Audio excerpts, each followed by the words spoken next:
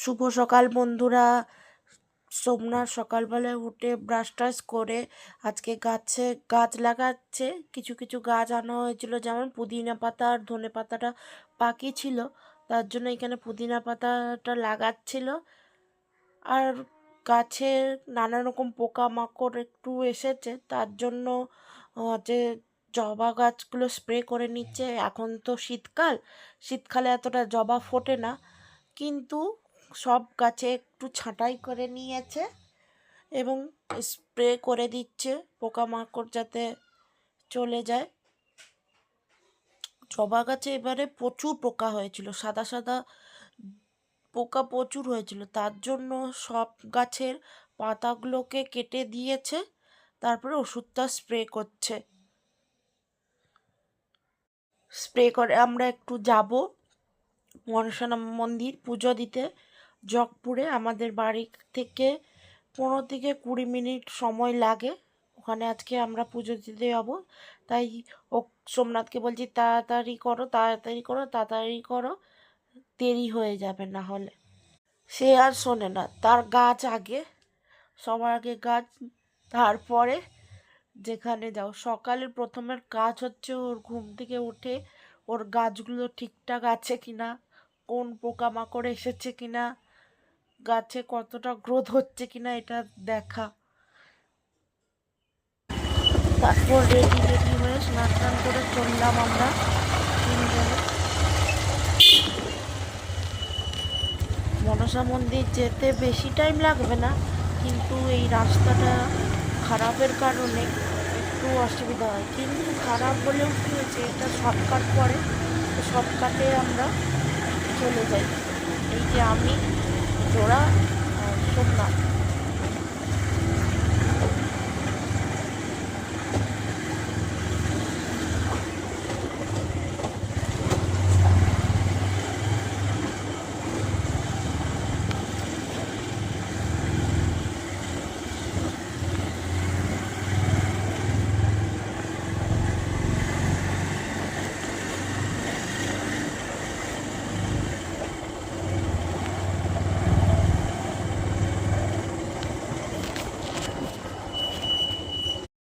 পৌঁছে গেলাম মনসা মন্দির। ওখানে অনেক দর্শনার্থী এসেছে, শনি মঙ্গলবার দিন অনেক ভিড় হয়।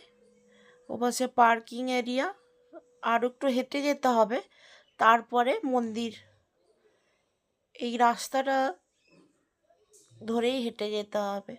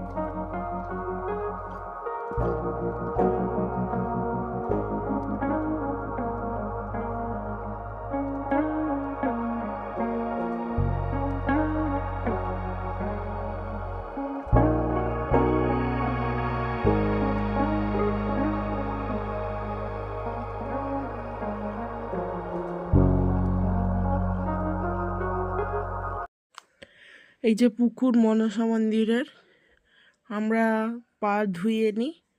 ভেতরেও গরম জলের ব্যবস্থা আছে মন্দিরে ঢোকার আগে, কিন্তু তবুও আমরা একটু স্ত্রীকে আনন্দ পাবে দেখে পুকুরে নামিয়েছিলাম। পা ধুয়ে নিয়ে এবার চললাম মন্দিরের উদ্দেশ্যে।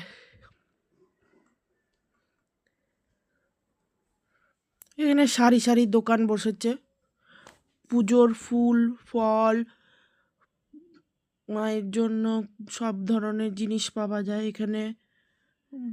যাদের মানত থাকে, তারা ঠাকুর দিতে চায়, তাদেরও ঠাকুরেরও ব্যবস্থা আছে। জামা কাপড়ও পাওয়া যায়, মানে ডন্ডি অনেকে কাটতে আসে, তো তো কিছু যদি ভুলে টুলে যায় তার জন্যে সব কিছু পাওয়া যায় এখানে। সবজির দোকান বসে, ফুলের দোকানও বসে, খাবার দোকান তো আছেই। এই জায়গায় বারবার যেতে খুবই ভালো লাগে, ঠাকুরের দর্শন পেতে সবার ভালো লাগে।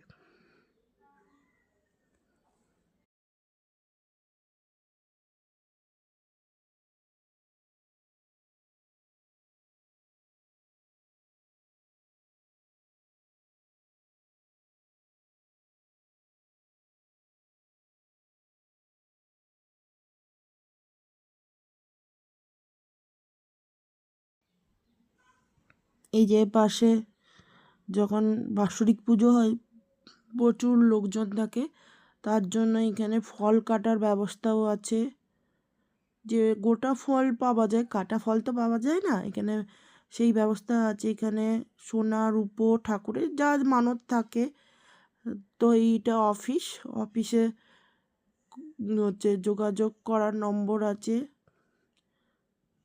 সব কিছু দেয়া থাকে, যে যার যেমন দরকার সেমনি এসে আগে অফিসের সাথে যোগাযোগ করতে হয়, তারপরে ঠাকুর মন্দিরে দিতে হয়। বিশেষ করে সোনার উপর যারা পুজো দেওয়া থাকে, তারা টোকেন বা টিকিট কেটেই পুজো দেয়। এই যে গরম জলের ব্যবস্থা পা ধোয়ার জন্য।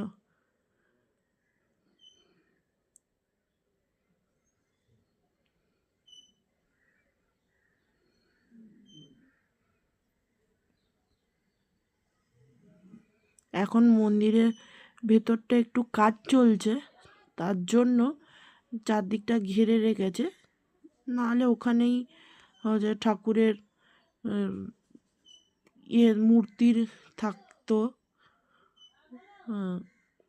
এখন এই কাজ চলছে বলে ঘিরে রেখেছে। এই পাশের মন্দিরে এই পাশের দিকে ঠাকুর আছে, ঠাকুর পুজো করছে, কিন্তু আগে এখানে থাকতো।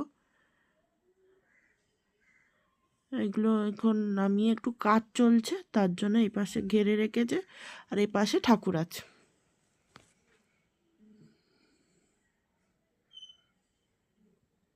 শনিবার আর মঙ্গলবার ভিড় হয়, তখন আমরা সকালে 9-7টার দিকে গিয়েছিলাম, তাও ভিড় ছিলই।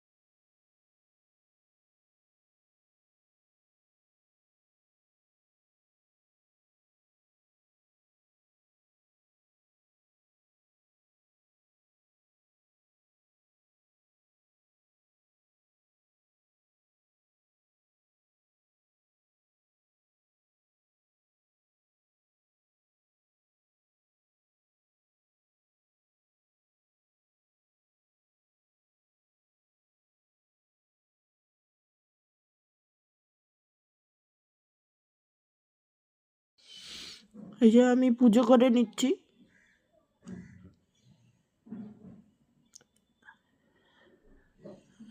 আমার পিছনে শ্রেয়া ছিল, কিন্তু ভিড়ের জন্য ওকে আমি বললাম যে সোমনাথই একটু দেখুক, ততক্ষণ আমি পুজোটা করে নিই, তারপরে সোমনাথ করবে পুজো। আরও তো লোকে আছে, সবাই পুজো দেবে। এখানে কোনো ব্রাহ্মণ থাকে না, নিজেদের পুজো নিজেদেরকেই করে নিতে হয়, সবাই তাই করে।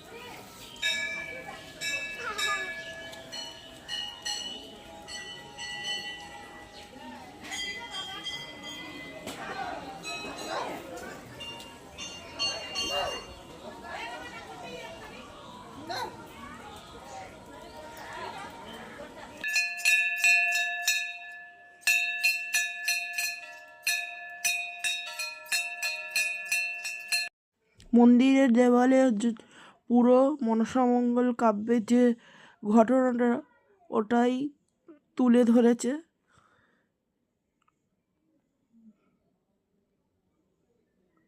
কিভাবে চাঁদ সদাগর কি করেছিলেন সেই তুলে ধরেছে।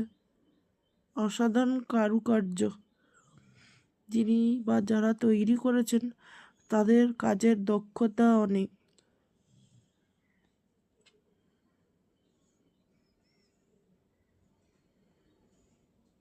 চারিপাশটাই, মন্দিরের চারিপাশটাতেই এমন আছে। এই যে সমুদ্র মন্থনের সময় কি ঘটেছিল সেটাও তুলে ধরা হয়েছে।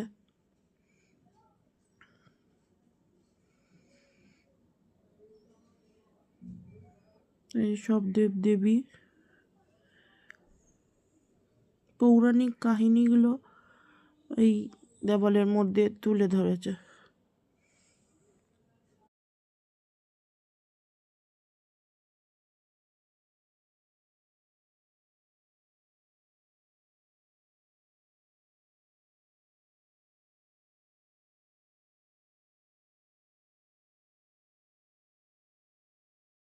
পুজো শেষ করে এবার চললাম বাড়ির দিকে।